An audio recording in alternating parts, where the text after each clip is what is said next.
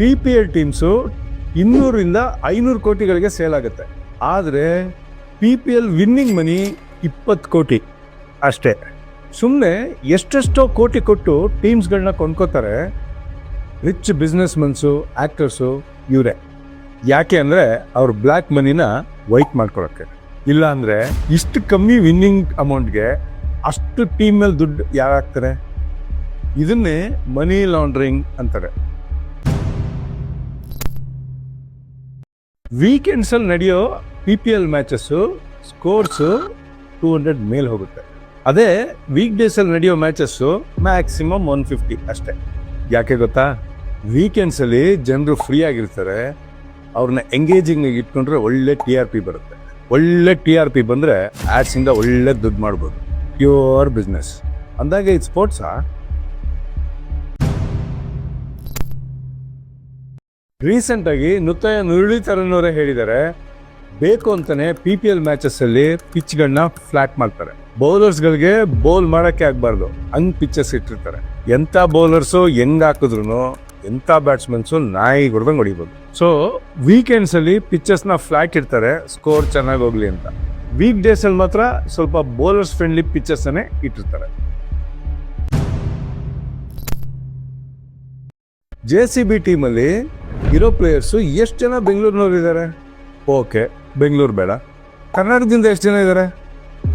At least ಒಬ್ಬ. PPL ಒಂದು league ಅಲ್ಲ, ಕಲ್ಟ್. PPL ಅಲ್ಲಿ 3 ಥರ ಫಿಕ್ಸಿಂಗ್ ಮಾಡ್ತಾರೆ. ಮೊದಲನೇದು ಮ್ಯಾಚ್ ಫಿಕ್ಸಿಂಗು, ಎರಡನೇದು ಸ್ಪಾಟ್ ಫಿಕ್ಸಿಂಗು, ಮೂರನೇದು ಟಾಸ್ ಫಿಕ್ಸಿಂಗು. ಮ್ಯಾಚ್ ಫಿಕ್ಸಿಂಗ್ ಅಂದರೆ ಒಂದು ಮ್ಯಾಚಲ್ಲಿ ಯಾರು ವಿನ್ ಆಗ್ತಾರೆ, ಯಾರು ಲೂಸ್ ಆಗ್ತಾರೆ ಅಂತ ಫಿಕ್ಸ್ ಮಾಡೋದು. ನೀವೇ ನೋಡಿರ್ತೀರ, ಎಷ್ಟೋ ಪ್ಲೇಯರ್ಸು ಬೇರೆ ಟೂರ್ನಮೆಂಟ್ಸ್ ಎಲ್ಲ ತುಂಬ ಚೆನ್ನಾಗಿ ಆಡಿರ್ತಾರೆ, ಆದರೆ PPL ಅಲ್ಲಿ ಚೆನ್ನಾಗಿ ಆಡಿರಲ್ಲ. ವಯಸ್ಸ ವರ್ಷನೂ ನಡೆಯುತ್ತೆ, ಎಷ್ಟೋ ಪ್ಲೇಯರ್ಸು ಬೇರೆ ಟೂರ್ನಮೆಂಟಲ್ಲಿ ಚೆನ್ನಾಗಿ ಆಡಿರಲ್ಲ, ಆದರೆ PPL ಅಲ್ಲಿ ಸೂಪರಾಗಿ ಆಡ್ತಿರ್ತಾರೆ. ಹೆಂಗೆ ಮ್ಯಾಚ್ ಫಿಕ್ಸ್ ಆಗಿರುತ್ತೋ ಅವರು ಕೂಡ ಹಂಗೆ ಆಡಬೇಕಾಗಿರುತ್ತೆ. ಸ್ಪಾಟ್ ಫಿಕ್ಸಿಂಗ್ ಅಂದರೆ ಒಂದು ಓವರ್ ಅಥವಾ ಒಂದೊಂದು ಬಾಲು ಸಹ ಏನಾಗಬೇಕು ಅಂತ ಫಿಕ್ಸ್ ಆಗಿರುತ್ತೆ. ಮುಂಚೆ ಒಬ್ಬ ಕ್ರಿಕೆಟ್ ಪ್ಲೇಯರ್ ಇದ್ದ, ಶ್ರೀವಾಸ್ತು ಅಂತ. ಅವನದು ರೆಕಾರ್ಡಿಂಗ್ ಲೀಕ್ ಆಗಿತ್ತು. ಅವನೇ 10 ಲಕ್ಷಕ್ಕೆ ಒಂದು ನೋಬಾಲಂಗೆ ಡೀಲ್ ಮಾಡ್ತಾ ಇದ್ದ. Next toss fixing. Toss fixing ಅಂದರೆ ಟಾಸ್ ಆಗಿದಾಗ ಯಾರ ಕಡೆ ಟಾಸ್ ಆಗಬೇಕು ಅಂತ ಫಿಕ್ಸ್ ಮಾಡೋದು. ಎಲ್ರಿಗೂ ಆಶ್ಚರ್ಯ ಆಗ್ಬೋದು, ಟಾಸ್ ಅಂದರೆ ಪ್ರಾಬಬಿಲಿಟಿ ಅಲ್ವಾ, ಅದನ್ನ ಹೆಂಗೆ ಫಿಕ್ಸ್ ಮಾಡೋಕ್ಕಾಗತ್ತೆ ಅಂತ. ಒಂದು ಇನ್ಸಿಡೆಂಟ್ ಹೇಳ್ತೀನಿ ಕೇಳಿ. ಒಂದ್ಸತಿ ಪಾರ್ದಿಕ್ ಹಾಂಡ್ಯ ಟಾಸ್ ಮಾಡ್ಬೇಕಾದ್ರೆ ಬೇಕು ಅಂತಾನೆ ಹಿಂದಕ್ಕೆ ಎಸ್ದ. ಅದಾದ್ಮೇಲೆ ರೆಫ್ರಿ ಹೋಗಿ ಟಾಸ್ ನೋಡಿ ಪಾರ್ದಿಕ್ ಹಾಂಡ್ಯನೇ ಟಾಸ್ ವಿನ್ ಆದ ಅಂತ ಹೇಳ್ದ. ಅವಾಗ ಟಾಸ್ ಏನ್ ಬಿತ್ತು ಅಂತ ಯಾರಿಗೂ ತೋರಿಸಿಲ್ಲ. ರೆಫ್ರಿ ನೋಡ್ದ, ಸುಮ್ಮನೆ ಅನೌನ್ಸ್ ಮಾಡ್ದ. ಒಂದು ಕ್ಯಾಮ್ರಾ ಕೂಡ ಏನ್ ಬಿತ್ತು ಅಂತ ಝೂಮ್ ಮಾಡಿ ತೋರಿಸ್ಲಿಲ್ಲ. ಸೊ ಇದು ಟಾಸ್ ಫಿಕ್ಸಿಂಗಾ, ಕ್ಯಾಮ್ರಾ ಫಿಕ್ಸಿಂಗಾ ಅಥವಾ ರೆಫ್ರಿ ಫಿಕ್ಸಿಂಗಾ? ಮೇ ಬಿ ಎಲ್ಲ ಆಗಿರ್ಬೋದು. ರಾಮಚಂದ್ರ ಅಶ್ವಿನ್ನೇ ಒಂದ್ಸತಿ ಹೇಳಿದ್ರು, 2018 ಪಂಜಾಬ್ ವರ್ಸಸ್ ಮುಂಬೈ ಮ್ಯಾಚಲ್ಲಿ ಅಶ್ವಿನ್ ಅವರೇ ಪಂಜಾಬ್ ಕ್ಯಾಪ್ಟನ್ ಆಗಿದ್ರು. ಮುಂಬೈ ಚೆನ್ನಾಗಿ ಆಡ್ತಾ ಇರಲಿಲ್ಲ. ಅದೇ ಟೈಮ್ಗೆ ಕರೆಕ್ಟಾಗಿ ಫ್ಲಡ್ ಲೈಟ್ಸ್ದು ಪವರ್ ಕಟ್ ಆಯಿತು. ಅರೌಂಡ್ 30 ಮಿನಿಟ್ಸ್ ಅವ್ರಿಗೆ ಗ್ಯಾಪ್ ಸಿಕ್ತು. ಈ ಗ್ಯಾಪ್ ಸಿಕ್ಕಿದ್ಮೇಲೆ ಅವ್ರು ಚೆನ್ನಾಗಿ ಆಡಕ್ಕೆ ಸ್ಟಾರ್ಟ್ ಮಾಡಿದ್ರು. ಸೊ ಆ ಗ್ಯಾಪಲ್ಲಿ ಏನಾಗಿರುತ್ತೆ ಅಂತ ನಿಮಗೆ ಬಿಟ್ಟಿದ್ದು. ಇದೇ ಥರ ಮುಂಬೈನವ್ರಿಗೆ ಎಷ್ಟೊಂದು ಸತಿ ಲಕ್ ಬಂದಿದೆ. ಈ ಥರ ಲಕ್ ಹೆಂಗ್ ಬರುತ್ತೆ ಅಂತ ನಾನು ಹುಡುಕ್ಬೇಕು ಅಂತ ರಾಮಚಂದ್ರ ಅಶ್ವಿನ್ ಅವರೇ ಹೇಳಿದ್ದಾರೆ.